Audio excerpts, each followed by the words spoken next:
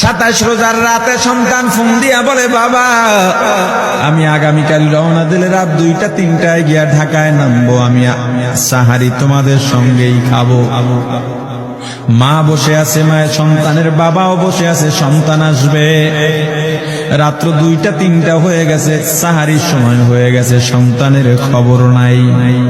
শেষ টাইমে মা বাবা সাহারি খেয়ে ফজরের নামাজ পড়ে দরজার মধ্যে অপেক্ষা করতেছে, সন্তানের খবর নাই। 8টা, 9টা, 10টা বেজে গেছে, মায়ের মনটার ভালো লাগে না। স্বামীকে ডেকে বলে, স্বামীরে আমার সন্তান কই, আমার মনটা ভালো লাগে না, একটা ফোন লাগাও। স্বামী ডাক দিয়া বলে, চিন্তা করো না, ঈদের সময় যানজট থাকতে পারে, চলে আসবে। কিছুক্ষণ পর বাবার মনটাও ভালো লাগে না, বাইরে নেমে পায়চারি করতেছে। হঠাৎ করে একটা ফোন চলে আসছে, সন্তানের ফোন দেখে বাবার সে কি আনন্দ।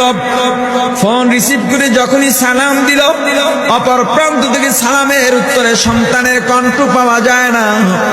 বাবা ডেকে বললেন, বাবা তুমি কে? এটা তো আমার সন্তানের কণ্ঠ নয়, তবে মোবাইলটা আমার সন্তানের। ওপার থেকে ডাক দেয়া বলে, আপনি কি এই লোকেই মোবাইলওয়ালার বাবা? বলে, হ্যাঁ। আপনি এখনো বাড়িতে কি করেন? আপনার যেই সন্তান ঢাকা থেকে গাড়ি নিয়ে 2500-এর দিকে রওনা দিয়েছিল, ওই গাড়িটা 2500 পৌঁছতে পারে নাই। পথিমধ্যে সংঘর্ষে রাস্তার মধ্যেই অনেকগুলো মানুষ মারা গেছে, অনেক যুবক তার মধ্যে আছে। রাস্তার পাশে সাদা কাপড় দিয়া ঢাকা। দেখেন আপনার সন্তান এই লাশের মধ্যে আছে কিনা। মোবাইলটা আমি রাস্তার পাশে পড়ে পাইলাম। বাবা পাগলের মতো একটা দৌড় দিছে। মা মনে করছে সন্তান বুঝি কাছাকাছি চলে আসছে। অন্যান্য সন্তানদের ডাক দিয়া বলে, তোরা কে, কোথায়, এদিকে আয়, তোদের ভাই বুঝি কাছাকাছি আসছে। আমার কলিজার টুকরা সন্তান, তোর বাবা যে আগায় আনতে গেছে, তাড়াতাড়ি নতুন চাদর বিছা, বালিশের কভার গুলো খুলে নতুন কভার লাগা, পানি গরম বসা, আমার সন্তান এসে গোসল করবে। আহারে সবাই ফুলের মেলা, ফুলের তোড়া নিয়ে অপেক্ষা করতেছে। 4টা বছর কলিজার টুকরা বাড়িতে নাই, বিদেশ থেকে আসবে। বাবা স্পটে গিয়া দেখেন অনেকগুলো লাশ, সাদা কাপড় দিয়া ঢাকা। একটা একটা মাথার উপর থেকে কাপড় উঠান আর কৌতূহল বাড়তেছে, কাপড় উঠান আর কৌতূহল বাড়ে। হঠাৎ তাকায় দেখে কলিজার টুকরা সন্তান লাশের মিছিলে শামিল হয়ে গেছে। বাবা সন্তানকে ধরে কাঁদেন আর বলেন, বাবা এত আদর আপ্যায়ন, তোর জন্য এত প্রস্তুতি রে বাবা।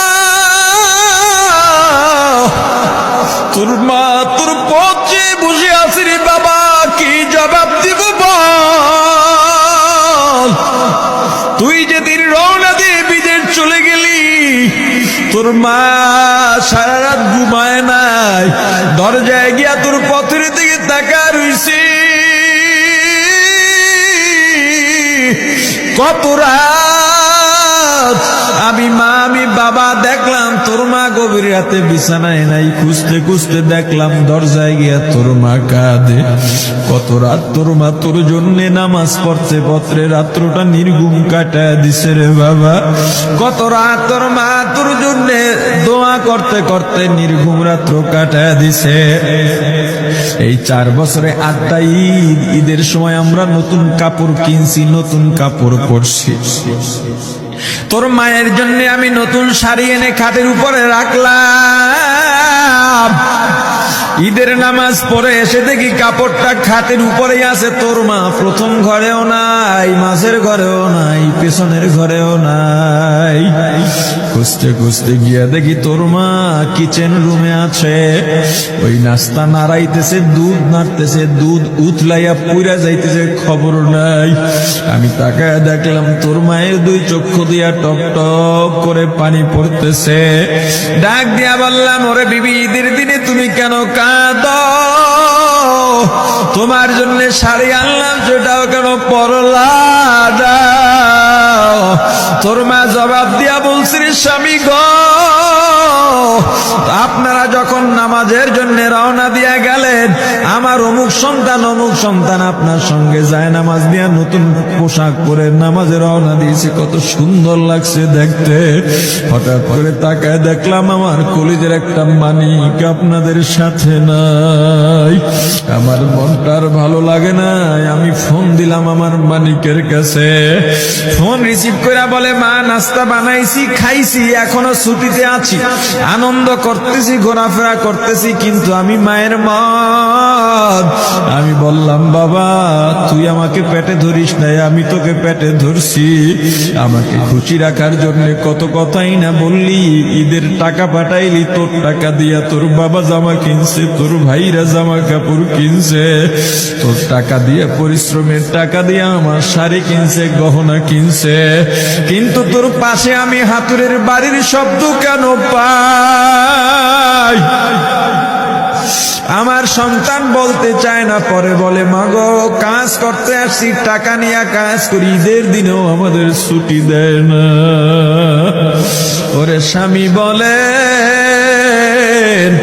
ঈদের দিনেও যেই সন্তান কাজ করে, এই শ্রমের টাকার শাড়ি আমি মা কেমনে পরব রে?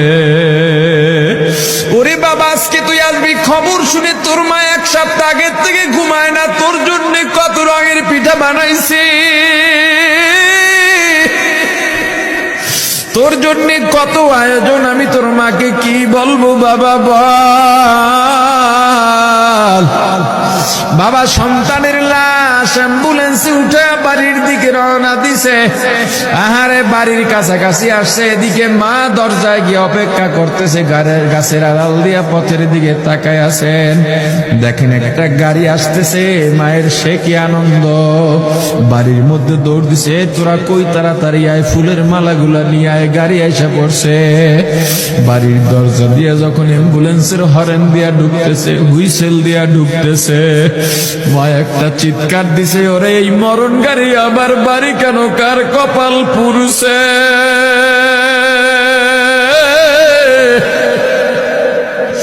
অ্যাম্বুলেন্সের দরজা খুলে তাকায় দেখে কলিজার টুকরা সন্তান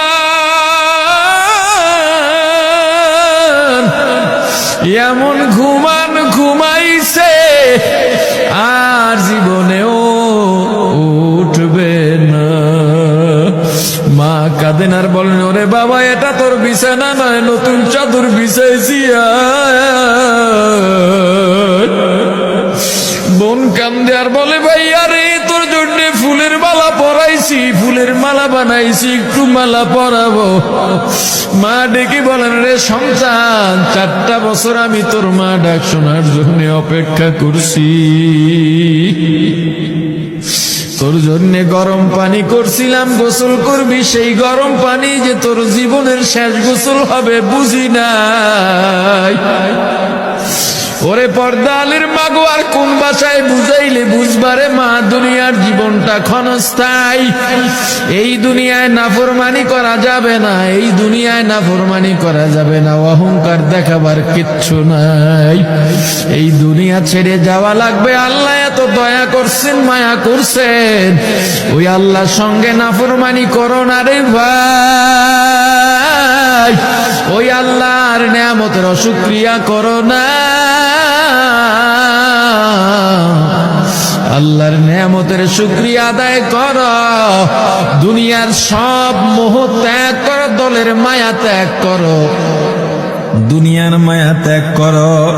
এ আওয়ামী লীগ বিএনপি যারা করো, ক্ষমতায় যারা বারবার যাও, ক্ষমতায় তোমার দল গেলেই তুমি দাপট দেখাও, যুবকরে তোর 2টা পা ধরা লাগলেও পা ধরো রে ভাই, এই ক্ষমতা কিচ্ছু না, দাপট কিচ্ছু না, ওই কিয়ামতের ময়দানের নাজাতের চেয়ে বড় দাপট আর কিচ্ছু নাই। আল্লাহ রক্ত দিছেন, আল্লাহ জীবন দিছেন, আল্লাহর এই রক্ত আর জীবন দুনিয়ার কুফরি পুঁজিবাদী কুফরি গণতন্ত্রের জন্য দিস না, এই রক্ত আল্লাহর জন্য রাখ, এই জীবন আল্লাহর জন্য রাখ, আমার রাসূলের সুন্নাত দিয়া নিজেকে মোড়াইয়া নে, নিজের জীবনটা গড়াইয়া নে, ওই পরকাল হবে তোমার আমার জন্য মহা শান্তির জায়গা।